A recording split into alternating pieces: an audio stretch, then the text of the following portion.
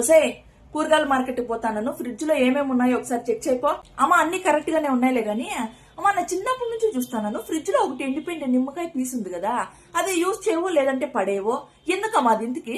ఒసే దాన్ని ముట్టుకోవద్దు, అది తరతరాలు మన ఫ్యామిలీకి వస్తున్న ట్రెడిషన్, దాన్ని అట్లే ఫ్రిడ్జ్ లోనే పెట్టే.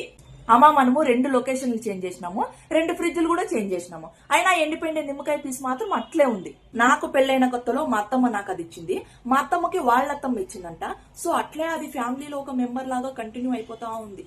అదొక ఎమోషన్ అంతే, దాన్ని అట్లే ఫ్రిడ్జ్ లోనే ఉండనివ్వు. అమ్మ ఇంతకీ దాని హిస్టరీ ఏందమ్మా? దాన్ని ఎవరు తెచ్చినారు, ఎక్కడి నుంచి తెచ్చినారు, ఏమమ్మా దాని స్టోరీ? ఎప్పుడో 1952లో ఒక ఆవిడ కట్ చేసి ఫ్రిడ్జ్ లో పెట్టిందంట. అది అట్లే తరతరాలు కంటిన్యూ అవుతూ ఇప్పటి వరకు అట్లే వచ్చిందంట. మొన్న మీ తాత ఎవరితోనో చెప్తా అంటే నేను కూడా వింటి. సో నాకు అర్థమైంది ఏంటంటే, కాలం బట్టి మనుషులు మారతాయే గాని ఫ్రిడ్జ్ లో ఎండిపోయిన నిమ్మకాయ మాత్రం ఎప్పటికీ మారదు, ఇది ఫిక్స్. సో ఇప్పుడు నాకు కూడా పెళ్ళయి నేను కూడా అత్తగారింటికి పోతే మా అత్త కూడా నాకు ఒక ఎండిపోయిన నిమ్మకాయ పీస్ ని పరిచయం చేస్తుందన్నమాట. ఓకే.